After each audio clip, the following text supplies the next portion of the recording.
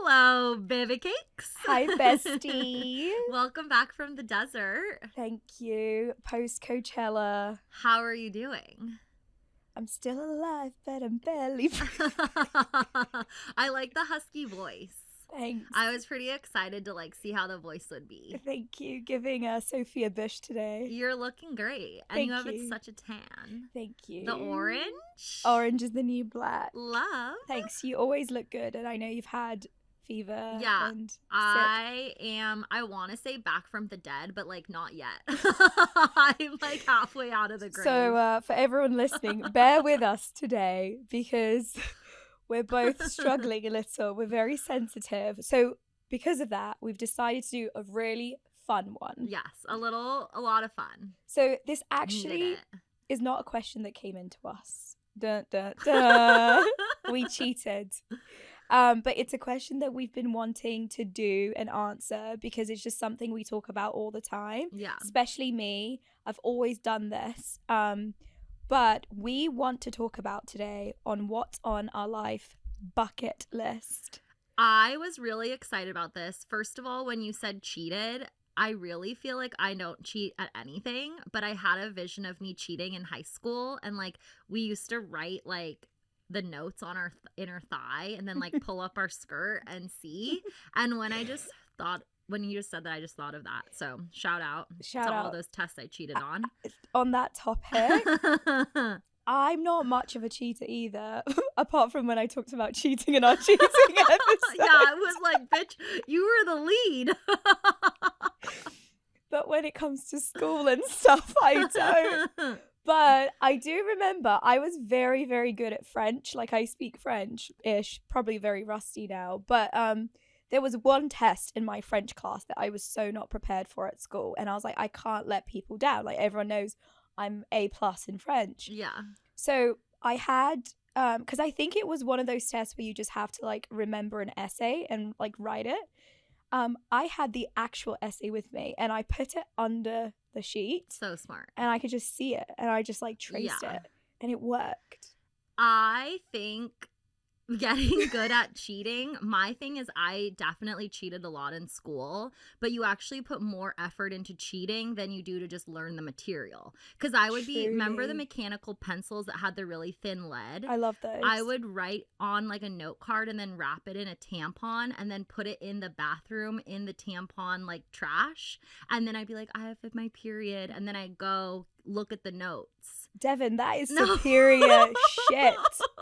It's diabolical. But that's it's really good. I should have that's also so just smart. learned the material. But here we are and we're both doing great. We're doing I think fine. it shows we have a lot of street smart. We're very resourceful. Very so resourceful. But anyways, back to the episode.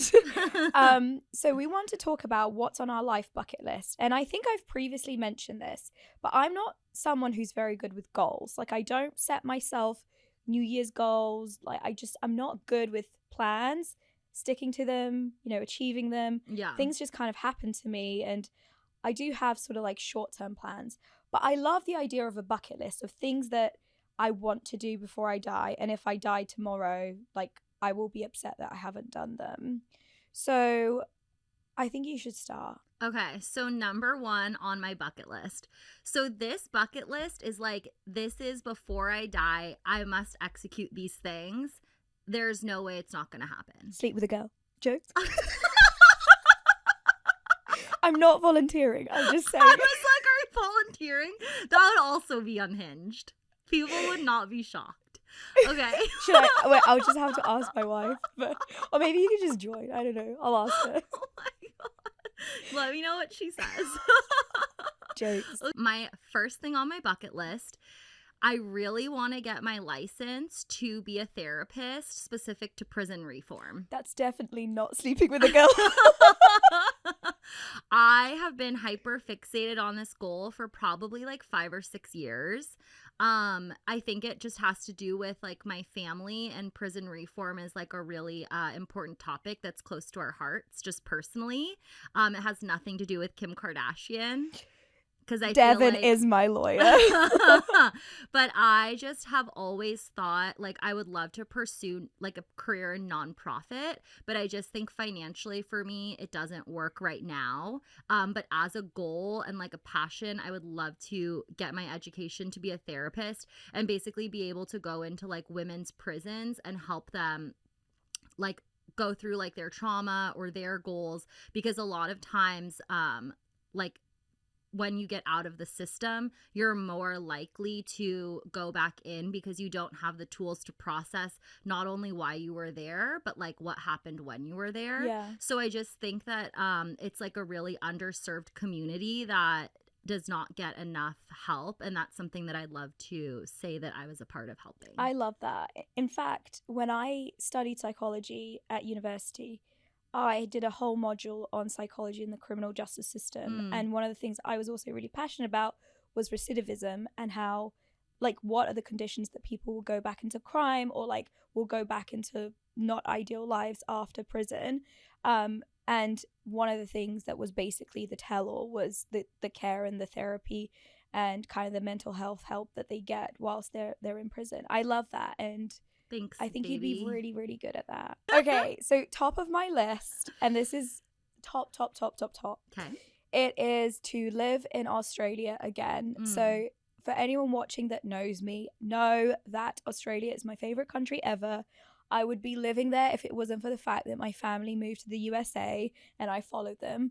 If it wasn't for my family and me having to come here to be close to them, I would be in Australia right now. I just think it's the best country on earth, and maybe I'm biased because I did spend the best year of my life there. But I think for me, who is Brazilian and was brought up in the UK, it's kind of this beautiful mix of both, because culturally, you know, everyone essentially comes from the Brits. With a bit of obviously like the climate of Brazil because it's hot, and the beach culture, really healthy food. I just love it. I just think it's a perfect country. The only thing that doesn't make it perfect is that it's fucking far away from everything. Is there like a rule about how you have to, if you want to move there or something, you have to go by a certain age? Am I making that up? No, you're right. So for the Commonwealth countries, so like Britain, Canada, Australia, they have like a working holiday visa with each other. So anyone from those countries, you can go and work for a certain amount of time. It used to be that for Brits going to Oz, you'd have to be up to 30, but now they've changed it. So you can be up to 35. So I still have 5 years. I am dying to go. I've never been. Oh my God. I'll come with. I need to stop talking about this one because I could literally sit here for 3 hours talking about Australia and how much I love it. Oh. Okay, well, I'll visit when you go. Thank you. What's your second? Okay, second is pretty true to me. I really want to charter a yacht, go to Positano, Amalfi Coast, Capri, be wearing like full Missonian like Poochie outfits, do champagne showers, and just like beach club for 2 weeks. Champagne showers and golden showers. It's like all I want. I want to be like dancing on a table. I want to be topless. I want to just be like nude on a beach. I want to be in like a gorgeous caftan and just drinking like beautiful wine and like chilled seafood towers. I love that. Listening to house music. That's very you. And I also feel like I see you doing that as a mum. Agreed. Like I see you with your 2 little kids being like, that's like my vision of like really it's gotta happen. Yeah. So I'd say that. Love. And on the travel note, my second one would be I visited 50 countries, which I'm very proud of. It is a wild accomplishment. Yes, but for someone that likes to travel and like has travel as their main passion in life, that's actually probably not that much, but still I think it's a lot. But by the time I die, I'd love to do 100. There are definitely a bunch of countries that I'm not interested in visiting, like I just have no desire, and I'm not going to mention them because I'm sure people will somehow criticize me for saying them. So I won't say which countries I don't care about, but I do want to see another 50 countries. So yeah, I think seeing 100 countries by the time I die is a good goal. What's the next one on the list? So all the countries I'm traveling to next are countries I've been to, just because we either want to visit them again or there's something going on. But the ones that are really a priority for me that I haven't gone to are the Philippines. Weirdly, I've not been to New Zealand. I never got there when I was living in Australia. I want to go to Tahiti, which is super cheap and doable from Hawaii. I think that's kind of top of my list right now. Love. I Yeah. like the travel bug. I guess Wanderlust. switching from traveling, I spoke about this like in the first episode, but I wrote a coffee table book like 10 years ago. And it's fully written. It's been read by an editor and it's also illustrated. So it's ready to go. So it's on my list that I want to publish it. Why don't you do it now? I so we know. can I have could it also here? just self-publish it. I think it's one of those things where I was younger and I built it up, and then now I'm like, I'm airing it all anyways. Like, got nothing to hide in the book. Yeah, I Yeah. think you should just do it. I and want to YOLO and do it. I'll root for you. Thank I'll you. support you. I'll sign a copy for you. I actually also have on my list to write a book. It's not Okay. a coffee table book. Tell me. Oh, where do I start? So there are certain things that happen in my life where people are just like, you need to make this into a book. And I agree, but by the time that happens, I have to accept the fact that like a lot of shit will be in the book and people's names and identities might have to be revealed. Okay. And I'm not ready for that. I get what you're saying, but I think this will be like a good kind of like stepping stone, because it is like the ripcord, and when even if you change the name, it's so obvious as to who it is. But I think there's no time like the present, and why not just like rip it? And I think I don't want to necessarily use a ghostwriter because I think I'm good enough to write it myself. And there lies the problem, whereby I would want to write it myself, and I don't think I'm good enough of a writer for a novel, but I could kind of make those stories into a novel, and that would be really fun. But I don't think I'm good enough for that, so I'd have to make it just like a non-fiction, you know, kind of autobiographical situation, and then I have to be prepared for like, you know, the dirty laundry. Yeah. Which Do you feel like each chapter is like different ages of your life, or is it? No, I think it's themes. I love that. Love, sex, and drugs. Ooh, baby. Wait, that's fun. I really like that idea. I think it would be like thematic and, you know, themes that are very universal that people go through, but me giving anecdotal situations of those themes that are like very pertinent to my life. Yeah. And they're just very entertaining to read, because when I tell those stories to my friends, they're like, oh my God, only that could happen to you, or that's fucking insane. And I'm like, yeah, actually, so well, I'll also come to your book signing. Thank you. And I guess my next one sounds a little silly, but when I really thought about this question, something on my bucket list is to live selfishly for one day. I've actually never done that.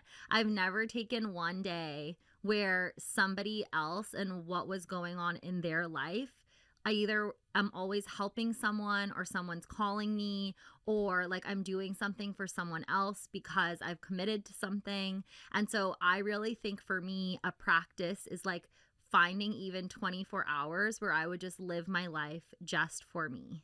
I recommend that. I can't say I relate because I live many selfish days. My whole life is one selfish day. But I don't think you're very good with boundaries. Yeah, I don't think you are. I'm really not. I'm actively trying, but even when I actively try, I'm just like, fuck, I keep like fucking up. And then I'm like, tomorrow. Yeah. But it is a great goal. I support you in that. Thank you. We'll get you to a support group before you do that. My next one. This is kind of a fun one, and it's been a passion project I've been working on for a couple of years. So if anyone steals it, it'll just be so obvious. But really kind of goes back to the nonprofit idea, but I want to like work on a non-toxic tampon that's also fun, and the marketing would be for like a younger demographic. So think like Powerpuff Girls meets Sanrio meets Sailor Moon, and it's like really glittery and it's just like fun. the educational language is like tailored to not be intimidating, and like the idea would be that it could be brought to like impoverished countries. And I had this idea in 7th grade when I went to Sri Lanka, and I just saw like the access to like basic needs are so like primitive. And so I've always had this idea to want to like bring something to impoverished areas, but then I also think like just women's care and the toxicity that's in tampons, like there's so much research about it being linked to cervical cancer. And I think right now there's like a lot of brands that are trying to break the barriers in that. So it's not like it's some disruptive idea, but I think that'd be like a passion project. Well, I actually do think it's a disruptive idea, because the reality is we don't have alternatives to sanitary pads apart from tampons, because even with the Moon Cup, I've heard that it's really bad for you as well. Like, the Diva Cup. Yes, I heard that it's actually not good for you to store that amount of blood just going around inside you. That can also cause like different types of harm. I also once heard a podcast, I don't know, you probably know of her, but it's this girl called Lauren Wasserman. I think she's based in LA, and she was a model, and she basically got toxic shock syndrome from a tampon, and she hadn't even left it for that long, I don't think. She just like randomly got it. And she had to have her legs amputated. So from that experience, she went on to become an activist. And this podcast focused on the fact that she was like, I can do all of this activism, but the reality is the research isn't there. Like there's no funding for us to find an alternative. So there's only a limited amount of things people can do.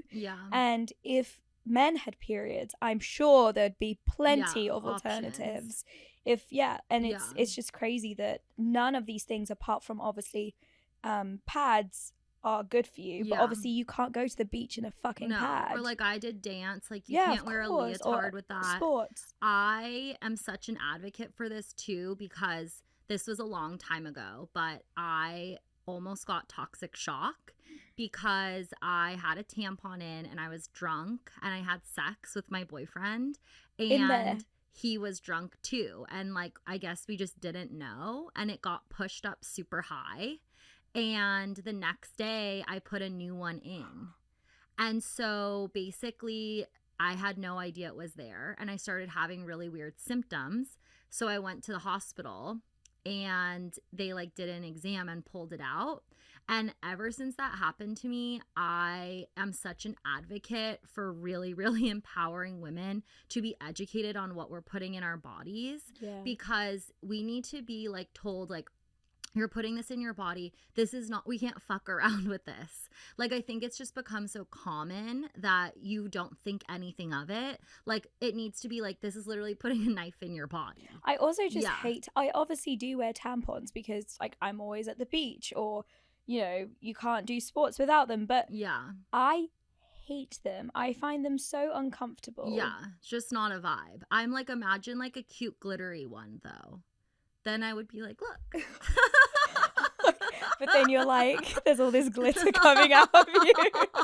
That'd be my dream. Okay. On the topic of tampons. Love. That doesn't relate to this at all.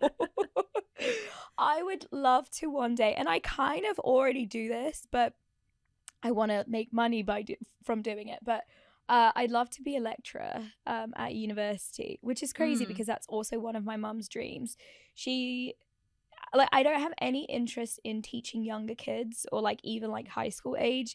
But I think I'd be really good at the higher education university. One thing about you that is like so humble that I think you should speak to is that you have a lot of experience, like going back to USC and speaking to students. You just don't like brag about it. Do.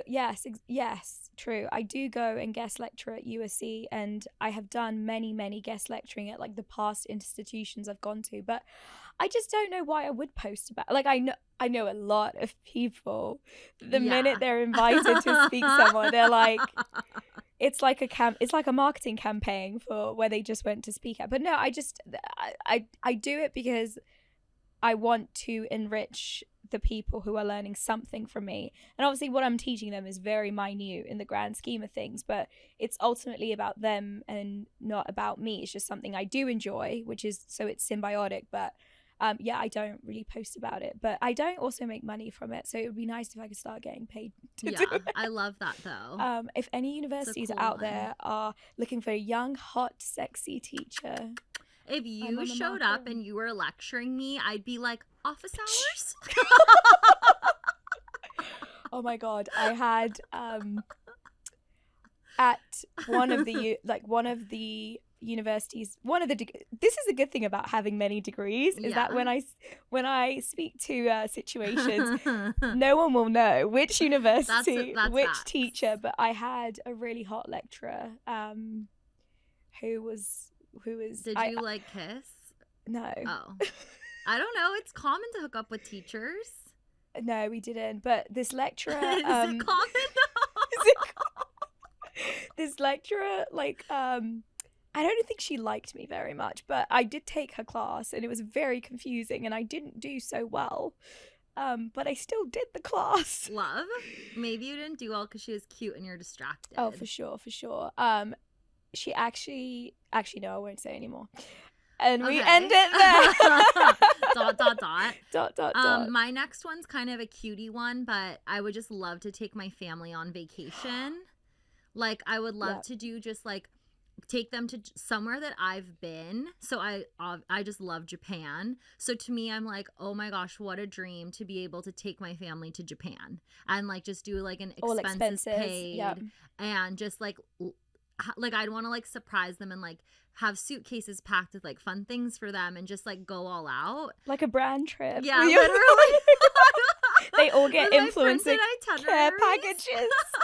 I love that. I've just always wanted to do that, and I'm like, I must do that before I pass away. No, I love that. And I got excited because I have the same thing on here where I say, have enough money to spoil my family more.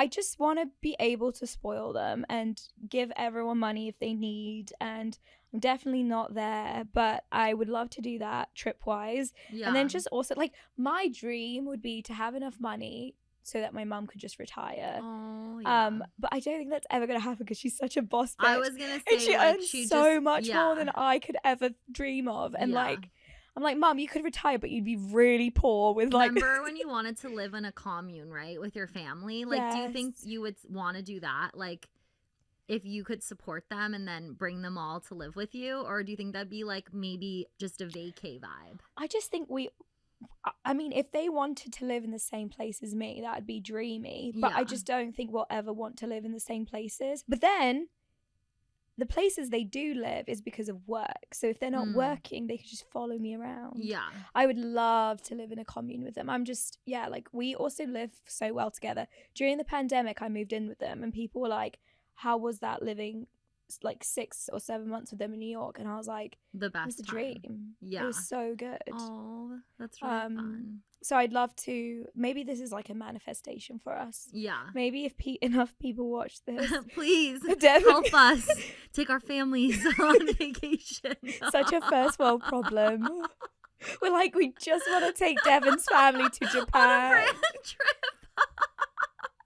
Some are like, I want to make money to solve world peace. And Devon's like, I want to go to Japan. I think my last one, I really, really, really want, I don't know if this is like my end all for my life, but it's like a bucket list of something that I want to experience. But I really want to take a year to kind of like live on a farm and have like horses and chickens and fresh produce and just like drink natural wine and wear like Doan and just like beautiful like off the shoulder dresses. Like ballerina farm? And just like, what's ballerina farm? Oh no, I know. Okay, I totally forgot for a second. But I just want to have like that feeling of like idyllic life, and who knows, maybe I'll get there and I'm like, this isn't idyllic, but in my head I just need that for like at least 1 year. I feel like we're both very Midnight Library in the sense that we want to have all these different chapters of our life. That's what it is. Because like I don't think the farm is very like symbiotic with the Italy Moschino vibe. I 100% agree with you that I do feel like I live my life in chapters. Yeah. And each experience for me, like if it's a different job or a different relationship or like a drama, I'm always like, oh, it's just a chapter in my life. And so to me, I'm like, because we all know that I've talked about how I'm easily bored. So I just feel like the bucket list for me is like the chapters. Yeah, I think I'm the same. It's really fun to reinvent yourself Yeah. and live in different, and I that's why I think I also really like living in different countries, because I feel like every country I've lived has been a different version of me. And Yeah. actually I was speaking to a friend the other day when I think we were speaking about breakups and what's the best way to get over someone if you've broken up. And I'm like, why wouldn't you just move countries? She's like, what? Who does that? And I was like, oh, I thought everyone did. Like, Yeah. the easiest way to get over Yeah, someone. when you said that, I was like, that is bold and pricey. I'm like, wouldn't you just leave the country?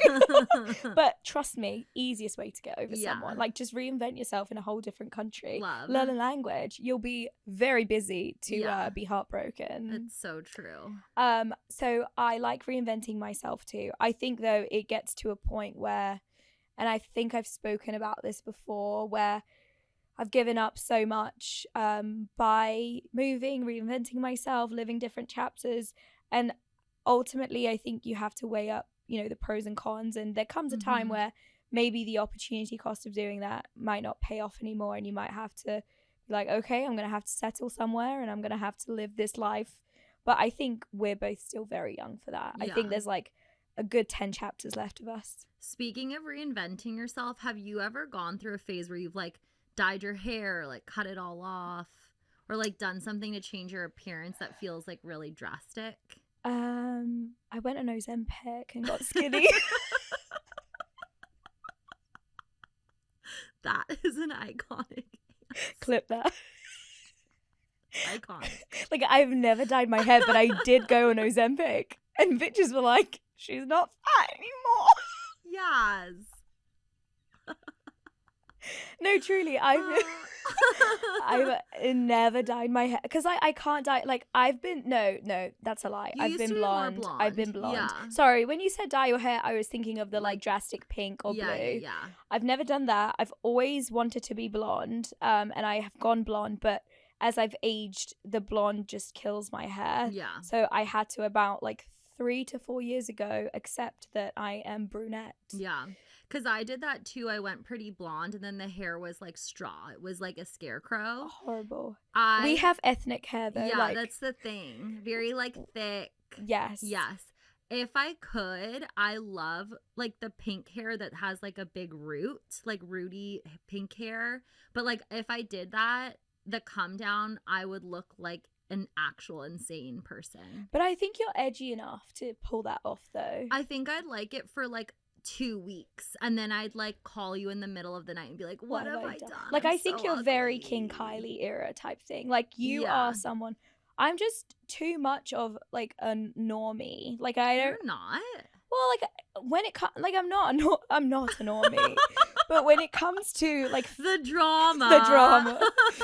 But when it comes to style and fashion, I'm just Yeah. quite like, yeah, I like a bit of something, but it's not like I have this distinct style, you know, like Yeah. like you do. I think you're very eclectic in your style. I think you're very cool. Thank you, baby. So Also, we both have black nails. Cute. Twins. Oh, twins. I've never cut my hair off. I've never my reinvention is just like run away to another country and Yeah, keep like, it moving. yeah, different hobbies, different people I date. And Yeah. oh my god, let's talk about how when you are dating someone, Yes. they shape your personality 100%. so much. It is actually surreal when I think like how we were talking in our life in chapters, how different people I've dated. It blows my mind just like thinking of like my past couple relationships and like I'll literally change how I look. It's crazy. Yes. Yes. Okay, wait. Can you think of like what's the this is so far Yeah. from bucket list, but this is very interesting. Mhm. What's the craziest thing you've done? Or not craziest, but just like so unlike you for someone that you were with? Yeah. Basically, he didn't like that I like all my cutesy things. like Hello The Kitty, plushies. my plushies, like cute foods. Like he didn't like the all memes the like that you sent me. yeah, They're the so memes. cute. Like he didn't like the Devonisms, like all my like little words. Like if he'd call me and I answer the phone and say meow, he'd say you're not a cat. So when you do that to me, I'm like, hello, little pussy pussy. So when I was with him, I was just like so serious. And then like kind of acted like I'm so cool and like, oh, everything everyone's doing is just like, oh, because they don't get it, like they can't sit with us. And then it was just so funny because like I love the holidays, and I don't like to buy all the stuff from like Home Goods, the like thematic things. I definitely did when I was younger. Now I don't like that, but I do appreciate it and it makes me feel happy. And when I was with him, I remember I was like, I hate Halloween. I'm not into Christmas. And it's like, what the fuck, bitch? You like count down to Christmas and like are wrapping gifts 2 months before. Yeah. So I know that sounds negative, but I guess that just for me was like just so unlike me. And when I got out of it, it took me like a long time to be like, wait, I love this. Like, I like that. Yeah. Yeah. What about you? I don't think I've ever done anything crazy. I think it's just like more like small everyday things. Like I've been with really like physically fit people, so I'd be at the gym every day being like, I love this, and I'm like, I hate this. Yeah. But actually it got me really fit, so I'm like, Yeah. maybe that's actually quite good for me. I mean, even with my wife, like she has brought out, well, actually no, I've always been quite adventurous and outdoorsy, but like I definitely paddleboard more than I would have before. Yeah, the paddle boarding. Oh, how about when you came to Hawaii? Oh, we should tell that story. Okay, yeah, tell it. So I visit Yaz in Hawaii for the first time. And with my wife. Yeah, and I hadn't met before. I think it was the first time we were meeting. And so I came out and she was like so excited. She's like, okay, what should we do with Devin? Like, should we take her paddle boarding, hiking, swimming, kayak, snorkel? Like every like adventurous thing you can think of. And I just said to her, I was like, I think she's more of like a Mai Tai on like a sun lounger. Yeah. But I also wanted to give you like a Hawaii experience. Yeah. So it was a bit of both. It was so much fun. So we decide. So we decided to take Devin on this hike that was very close to our house. And honestly, I think we did in our heads think, you know, the hike is pretty easy. It was.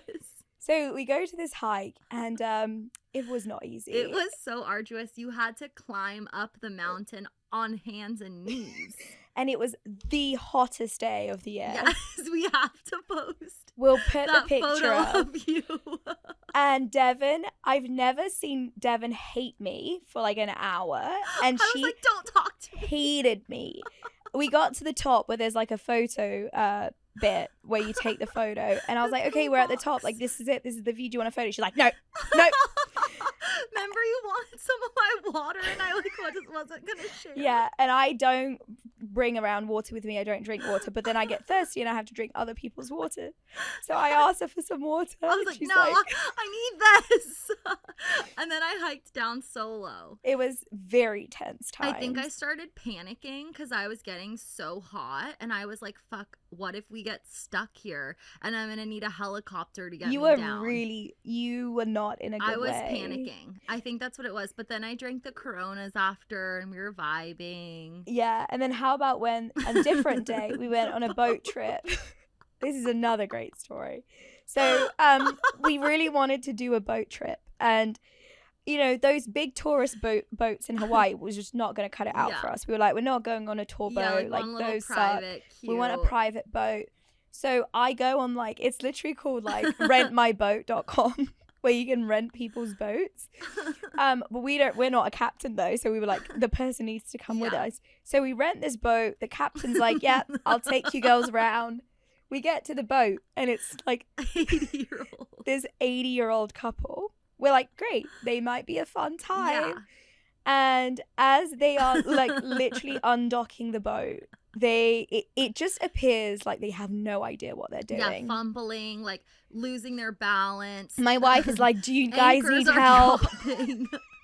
My wife, I think literally she's about to take over and drive the boat. Remember, she was like on her hands and knees, like bringing up the anchor. So already this boat starts with like, are we going to make it? I look at Yaz, I'm like, let's get off the boat. I'm scared. She's like, no. Devin goes, is this safe? Yeah. And I'm like, I don't know, Devin. Is this safe? It doesn't say on the website. I just booked the boat. So to make the best out of the situation, Devin and my wife decided to get really blackout drunk on this boat. The only drink we had was champagne, but I don't drink champagne. So of course I'm the sober one. These two are like insane. Gone insane. I was like, yeah, so drunk, waving to every boat that came by. Then it started storming rain and you were getting seasick. So you were in the bottom of the boat with like a poncho. Just so unhappy. And we were just like popping bottles. And then there were like the Maui chips and I ate like a party size. Because at one point I was like fighting for my life where I was like, oh, whoa, I got way too turned. So then the point of the story is after this adventurous boat ride happens, we go home. My wife's like, so who's up for kayaking? Devin's like, I can't take this trip anymore. Too much adventure. Yeah, she goes to sleep. So I think I've definitely become like more of a, even more outdoorsy than I was. Yeah, adventure but ultimately, girl. I've always been like that because truth of the matter is, I actually met my wife hiking and she literally met me in like, I always say this to her, but I just find it very funny and ironic and like kind of serendipity that she met me in the most me way ever, which is like, if I could ever think of a day where I most felt like myself, it would be that day. I had no makeup on. I had like a little like sundress, white sundress, and we were about to go to Hana. And the people I was going with are like, "Are you gonna wear this white sundress to Hana?" I'm like, "Yeah." And she just met me in like the most me way ever. Yeah. Hiking, I was like barefoot and. I don't know why the fuck she fell off with me. What? Because I don't know. Like I would never think like that portrayal of me would be like how I'd, convince people that I'm the one. I'm sure but you look gorgeous. Thank you. But it was the most like me way thing. So actually she just exacerbated the how I am. Well, adventure led to love, so maybe I should get on the train. Ooh. Maybe I should hike a mountain. No, I think the point of this story, Devin, is stick to the things you're good at. So I think you'll meet the love of your life at Nobu. Love. Eating with, like, expensive chill. sushi and a cocktail. Or at like Soho House in Malibu. Love. Like stick to the things you're good at. Yeah, bless. So my last one is tell me. On the topic of libations is I would one day love to do ayahuasca. Okay. From my home in Brazil. That sounds so fun. But here's the thing. I am saving the ayahuasca trip for when I need it. Because I know that a lot of people go and do it when they're going through like a life crisis or like, not necessarily. Some people just do it because they want to experience it and they don't like need it. But I want to save it for when like I'm in like a drastic place in life and where I don't you need like clarity and I don't want to turn to like antidepressant. Like this is my like that I'm saving it, you know? Yeah. I have a guy friend who just did like an ayahuasca trip. He was kind of at like a pivot in his life where he could go A or B. And he went A, ayahuasca. Yeah. No facts. But when he called me after and told me about it, I mean, I'm so into it. I just think it's so interesting. But it also sounds horrific. So I want to do it at some point, but I don't know if I could mentally handle doing something like that when I need clarity. I'm like, can I do it like when I'm so sound in my mind and body that maybe I just want to like expand? Yeah. You know, otherwise I'm worried like that you will not be in a good place. I might see some demon shit. I think that's the point. Yeah. And no, like I know. all the purging and stuff, like that doesn't sound good to me. Yeah. Okay. This is a good one though. I'd love to know like if anyone has done ayahuasca. Send us the link if you got a discount code. Promo code. Oh wait, I actually do have a last one. That wasn't my last one. Yeah. But I think it would probably be the same for you. So it's a good one to finish off. Yeah. I would love to one day have a job that is my passion project. So like I can pay the bills with doing like this. Yeah.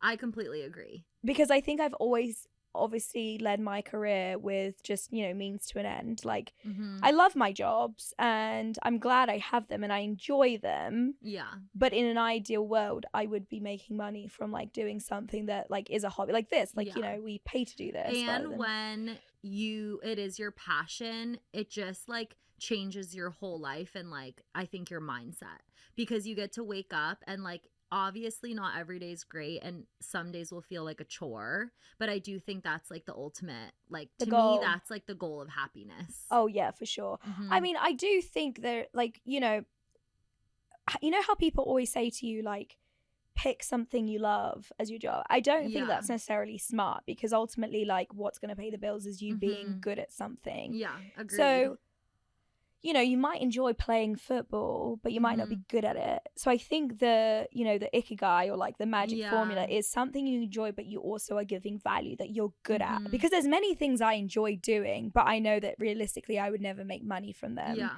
Like, I enjoy playing pickleball, but let's face it, Mhm. like, who's gonna like, I enjoy having sex, but I'm not gonna be a prostitute. I love that you said that, because in my head I was like, I love having sex, but I wouldn't do porn. We'll just stick Excellent. to podcasting. So, you know, maybe this could take off and pay our bill. Yeah. Pay for Devon's Japan trip with Please. her fam. Okay, question time. Question time. Okay, so I know we talked a lot about traveling and it's very close to your heart. So if tomorrow you can get on a flight, all expenses paid, where are you going, and what 2 people are you bringing with you? Oh, that's a hard one, because I'd want to bring my wife, my dad, and my mum. But if I can't bring 3, if I can only bring 2. What about Lucas? Oh yeah, I forgot about it. Lucas, I have your back. And Lucas. But if I can only bring 2, then probably like my wife and my mum. Sorry, Dad, I'll take you on a separate trip. Boys can do their own trip. Yeah. I've thought about this. Like, if I won the lottery, where would I go tomorrow? The first one is the 4 Seasons in Bora Bora, because that's really expensive, and I can't do that myself unless, like, you know, a brand trip pays for it. Yeah. Love the idea of going there, and I've got friends who have gone there and they were like, it's amazing. Same, with like those beautiful, like, on the water bungalows. Yeah. Yeah, And like, I've stayed gorge. at like overwater bungalows, and I've gone to, like, I've obviously just gone to the Maldives, but there's something about the 4 Seasons in Bora Bora that's always been on a bucket list for me. Stunning. And then the other plan, depending on what time of the year, if we can't go to Bora Bora, another thing that's obviously super expensive that I couldn't pay for myself is just like a very bougie, expensive skiing trip in like Switzerland or like St. Moritz. Stunning. Just like doing the really, although actually skiing in Europe is not that expensive. Going to Aspen and staying somewhere there would be more expensive. So, I like that idea a lot though. Yeah. But I don't know. I feel like with travel, you don't have to ball out. Like, the happiest trips of my life has been when I was 18, 19, really poor, like, you know, backpacking, staying in hostels. I think travel is actually very accessible, I think. Okay. For you, question for you is, if you were to die tomorrow, what would be the one thing on your bucket list that you would be the most upset that you haven't done? So essentially, what is the one thing out of that like, you're like, no, I have to? Stands out. I think also the family trip. Just because I feel like it will be so much fun. And I think out of everything, that one I just like what is the most important Let's to me. make it happen. Visit Japan. If you want to sponsor this, do it. But yeah, I feel like that was like a really sweet way for us to end this. Yes, and if Very cute anyone of wants us. to talk about their bucket list items, leave it in the comments. I would love to hear it because it's so fun to hear everyone's ideas. Yeah, also I love that being a mother wasn't on your bucket list. She's quickly forgotten about those kids. Okay, bye.